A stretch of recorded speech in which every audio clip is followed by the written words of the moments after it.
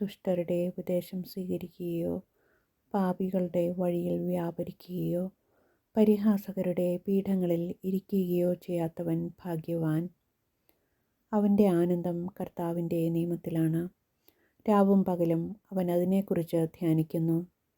നീർച്ചാലിനരികെ നട്ടതും യഥാകാലം ഫലം തരുന്നതും ഇല കൊഴിയാത്തതുമായ വൃക്ഷം പോലെയാണവൻ. അവൻ്റെ പ്രവൃത്തികൾ സഫലമാകുന്നു. കർത്താവ് നീതിമാന്മാരുടെ മാർഗം അറിയുന്നു. കർത്താവിൻ്റെ കൽപ്പന ഞാൻ വിളംബരം ചെയ്യും. അവിടുന്ന് എന്നോട് അരുളി ചെയ്തു, നീ എൻ്റെ പുത്രനാണ്.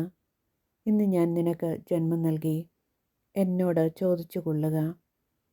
ഞാൻ നിനക്ക് ജനതകളെ അവകാശമായി തരും.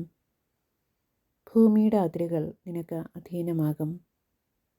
രാജാക്കന്മാരെ വിവേകമുള്ളവരായിരിക്കുവിൻ. ഭൂമിയുടെ അധിപന്മാരെ സൂക്ഷിച്ചുകൊള്ളുവിൻ. ഭയത്തോടെ കർത്താവിന് ശുശ്രൂഷ ചെയ്യുവിൻ. വിറയലോടെ അവിടുത്തെ പാദം ചുംബിക്കുവിൻ. കർത്താവിൽ ശരണം വയ്ക്കുന്നവർ ഭാഗ്യവാന്മാർ. കർത്താവേ, അങ്ങാണ് എൻ്റെ രക്ഷാകവചവും എൻ്റെ മഹത്വവും. എന്നെ ശിരസ്സുയർത്തി നിർത്തുന്നതും അവിടുന്ന് തന്നെ. ഉച്ചത്തിൽ ഞാൻ കർത്താവിനെ വിളിച്ചപേക്ഷിക്കുന്നു. തൻ്റെ വിശുദ്ധ പർവ്വതത്തിൽ നിന്ന് അവിടുന്ന് എനിക്ക് ഉത്തരമരുളുന്നു. ഞാൻ ശാന്തമായി കിടന്നുറങ്ങുന്നു, ഉണർന്നെഴുന്നേൽക്കുന്നു.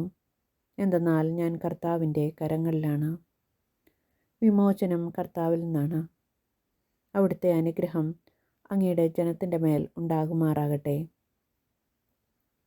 എനിക്ക് നീതി നടത്തി തരുന്ന ദൈവമേ, ഞാൻ വിളിച്ചപേക്ഷിക്കുമ്പോൾ എനിക്ക് ഉത്തരമരുളണമേ.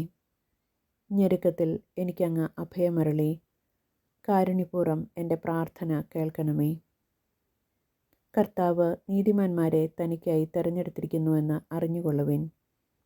ഞാൻ വിളിച്ചപേക്ഷിക്കുമ്പോൾ അവിടുന്ന് കേൾക്കുന്നു. കർത്താവേ, അങ്ങയുടെ മുഖകാന്തി ഞങ്ങളുടെ മേൽ പ്രകാശിപ്പിക്കണമേ. ധാന്യത്തിൻ്റെയും വീഞ്ഞിൻ്റെയും സമൃദ്ധിയിൽ അവർക്കുണ്ട് അതിലേറെ ആനന്ദം എൻ്റെ ഹൃദയത്തിൽ അങ്ങ് നിക്ഷേപിച്ചിരിക്കുന്നു.